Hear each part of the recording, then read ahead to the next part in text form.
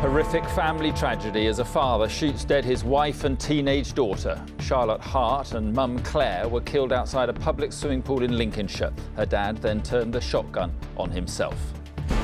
Also tonight, the Eagle has flown. Angela pulls out of the Labour leadership race. Spot the difference. Did Trump's wife rip off Michelle Obama's convention speech? That your word is your bond. That your word is your bond.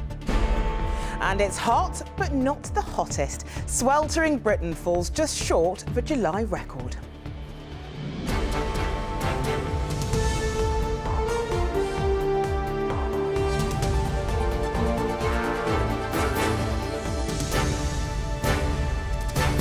This is the ITV Evening News with Mark Austin and Charlene White.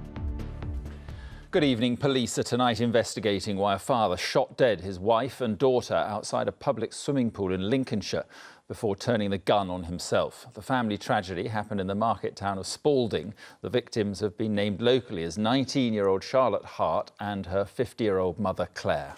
The gunman is thought to be Claire's husband and Charlotte's father. He killed them with a shotgun this morning. From the scene, our correspondent Rupert Evelyn has the latest. A mother and her daughter killed in a swimming pool car park. The gunman was the husband and the father of the two victims. He turned the gun on himself and the emergency services were left asking why. Claire Hart and Charlotte Hart died around 9 o'clock this morning. Attempts were made to try and save their lives, but the shotgun wounds were too severe. Such a violent crime in a town like Spalding has shocked those who witnessed it. I heard the gunshots. I came for a walk, as I normally do around my garden. Heard the gunshots. I knew it to be gunshots and didn't really think where it came from. And then I heard the helicopter, and on the news on the radio it came on that there'd been a shooting. 3 miles away at the family home, police protect another scene. A glimpse inside gives little clue to the brutality of what happened in the nearby town. But detectives will examine this house closely in the hope of understanding these killings. Just a family group. I said last time I spoke to him, he was talking about the children about flown the coop and they wanted to look for a smaller bungalow in the village because they love the village and into village life. So something's gone wrong. Emergency services were warned to be cautious while responding to 999 calls. The police station is barely 100 metres from the scene. We believe a shotgun was involved in the incident and are currently investigating the circumstances of this tragic incident. We confirm that we are no longer seeking anyone else in connection with this tragedy. 3 dead, all from the same family. We know how it happened, but why such brutality will take longer to comprehend. Lance Hart chose a very public place to kill his wife, his daughter, and then himself. Frightening violence at a time in which children were expected in the area. Tonight, the crime scene is still very active. One body, we believe, has just been removed. Meanwhile, elsewhere, a family is coming to terms with a devastating loss. Appalling story, Rupert. Thank you very much indeed. Angela Eagle tonight dropped out of the Labour leadership contest after fellow challenger Owen Smith gained the support of more MPs. It now means Smith will go head-to-head with the leader Jeremy Corbyn. Our political editor Robert Peston is in Westminster for us. Robert, yet another twist in the bid to unseat Mr Corbyn, isn't it? Yeah, it's more drama in the soap opera of British politics. Angela Eagle, the woman who triggered this challenge to Jeremy Corbyn today, pulling out because, frankly, she wasn't getting the support she expected from Labour MPs, and that was partly because yesterday at the hustings of Labour MPs, they felt she was putting herself before the party. Tonight, she said the reason she was dropping out is because it was the party she's putting first. We need to have a strong and united Labour Party so that we can be a good opposition, take the fight to the Conservative government and heal our country. So I am announcing tonight that I will be supporting Owen in that endeavour with all of my enthusiasm and might. Well, Robert, it's now a two-horse race. So what has Owen Smith had to say about it? Well, Owen Smith is somebody that actually, frankly, most people in this country had never heard of till a few days ago. South Wales MP, fantastically confident, I have to say. Now, he believes he is the one Labour candidate who can defeat Jeremy Corbyn, and my goodness, he says there's a lot at stake if he loses. With Jeremy in charge of this party will split and be destroyed. And that is why I felt I had no choice but to put my name forward and to stand for the leadership. So if I lose this contest, I will serve Labour, because for me it is the Labour Party or nothing. I will always be Labour. So he's absolutely right. When I talk to Labour MPs, they say that if Owen Smith fails, we will see the end of the Labour Party as we know it, a historic split. Now, one thing which I have to say is a potentially horrible irony for Angela Eagle is there is a court case going on at the moment that could keep Jeremy Corbyn off the ballot. And in those circumstances, she might regret pulling out today. All right, Robert, thanks very much. Boris Johnson's first major news conference as Foreign Secretary was a particularly uncomfortable experience for him today. He visibly squirmed as he was grilled by the US media over comments he had made previously about Barack Obama and Hillary Clinton. One reporter asked how he could be trusted after telling what he called outright lies over the last few weeks. The awkward questions came after he appeared alongside his US counterpart, John Kerry. Earlier, Theresa May held her first cabinet meeting and warned that politics isn't a game. Here's our deputy political editor, Chris Shipp. New cabinet and the new Prime Minister told her team this morning that from the outset she expects a new approach. When I launched my leadership campaign, I said that politics is not a game. The decisions that we take around this table affect people's day-to-day lives. Boris Johnson allowed a wry smile to creep across his face. Surely she didn't mean him when she said politics is not a game. And the latest test for the Foreign Secretary came this afternoon at a press conference with his American counterpart John Kerry. If only the doorman had understood.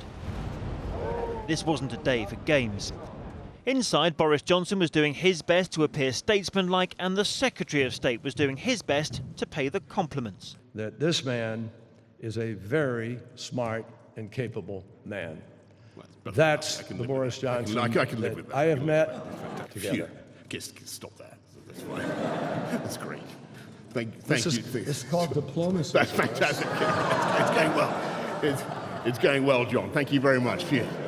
It didn't go quite as well, however, when the American media asked about all those moments Boris Johnson had been rude about their leaders.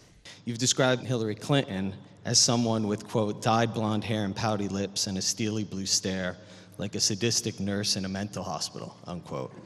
You will note Boris hung his head, but during the next question, keep your eyes on John Kerry's face. You have an unusually long history of wild exaggerations and, frankly, outright lies that I think few foreign secretaries have prior to this job. Diplomacy, this was not. Chris Shipp, ITV News at the Foreign Office. The International Olympic Committee has postponed until at least Friday a decision on whether it can ban all Russian athletes in all sports from the Rio Games. It's also suspended future events in the country following a damning new report into state-sponsored doping at the Sochi Winter Olympics. Our sports correspondent Ian Payne is in Lausanne in Switzerland, where the IOC met today. Ian, why the delay in taking this action? In a word, lawyers. The IOC don't want to leave themselves open to a host of legal challenges, but they've left themselves the option of banning the entire Russian team. One of the things they're waiting for is an appeal by the Russians to the ban on all their track and field athletes at Rio. We should know the result of that on Thursday.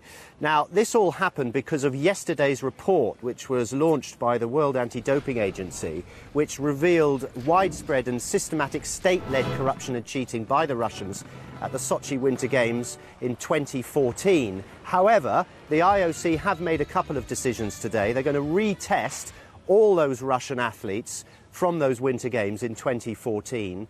And they're also starting proceedings against some of the sports ministers who were named in that report and some of their officials as well. So to sum it up, they haven't banned the Russians yet, but that decision is very much still on the table. All right, Ian, thank you very much.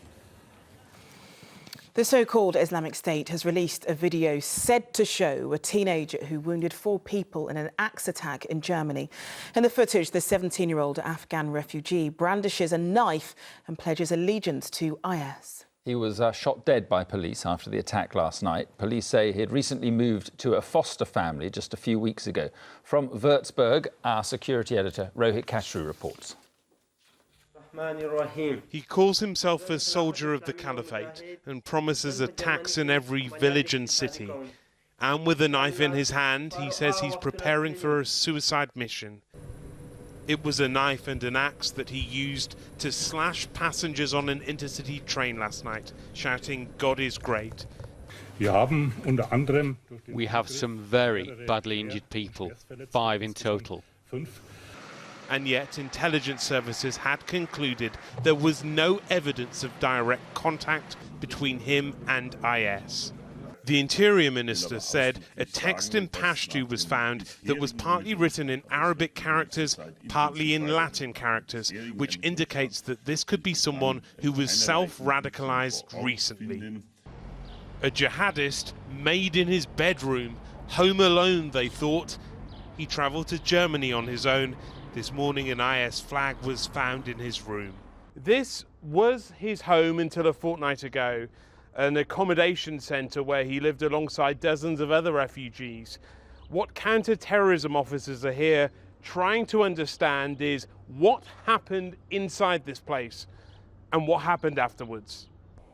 This attack has reignited old debates here about terrorism and about migration.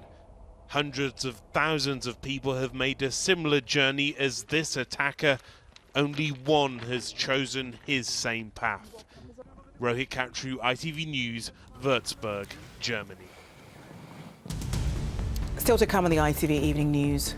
Vauxhall's burning issue, why it took 5 years to warn owners their cars were a fire risk. And Britain basks in summer sunshine as temperatures soar to the highest this year. It's nice. I'm loving it. Just sat here enjoying myself. Good for her. Those stories and more after the break.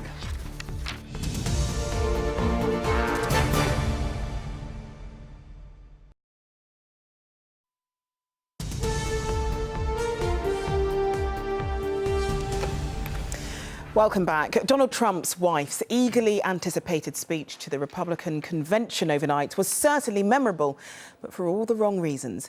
A section of Melania Trump's address was word for word almost exactly the same as the one made by Michelle Obama 8 years ago. And as our correspondent Robert Moore reports from Cleveland, it's left Mrs. Trump ridiculed and her husband furious.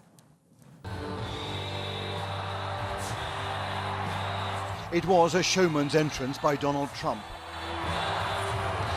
His mission appeared to be a simple one: to introduce his wife, a former fashion model from Slovenia, to the American people. The next First Lady of the United States.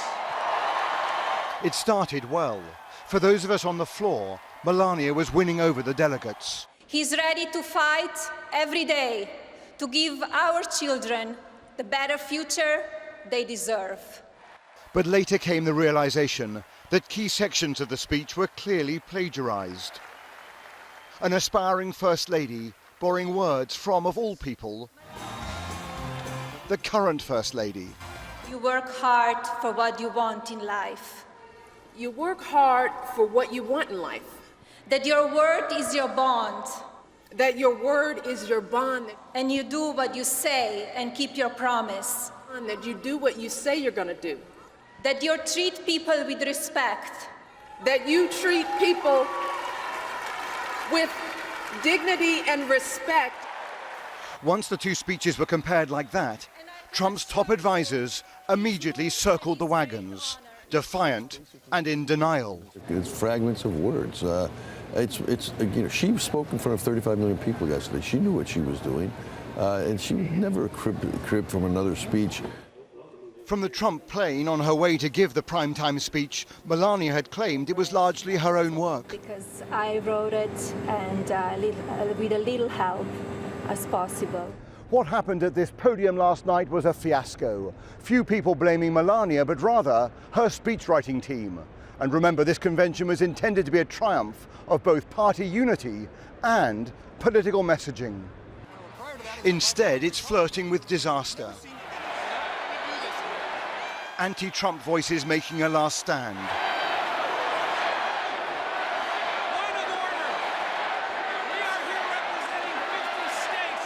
A divisive candidate in danger of ripping Republicans apart. You are ignoring delegates who have been elected to this convention. And now having to deal with a plagiarism scandal that has Team Trump on the defensive and humiliated. Robert Moore, ITV News, Cleveland. Inflation in the UK increased to 0.5% in June due to higher airfares, fuel prices and consumer spending. The rate is the highest for 18 months, with the data taken before Britain voted to leave the EU. And customers of collapsed tour operator Low Cost Holidays may receive just a few pounds in compensation. The company went into administration last week with thousands of travellers abroad, many more with future bookings. Vauxhall bosses admitted today that they'd known about fires affecting some cars years before they took action. The executives told senior MPs that they were first aware of Zafira's bursting into flames as long ago as 2009, but they did not investigate until 2014. And as our consumer editor Chris Choi reports, they struggled to explain why. The latest footage of a Vauxhall Zafira bursting into flames. Around 234,000 are being recalled, and now there's a new admission. The company had known about fires 5 years before it launched an investigation. Today, MPs on the Transport Select Committee demanded an explanation. You knew there was a fire in that model. You knew that was the case. So why didn't you react to that?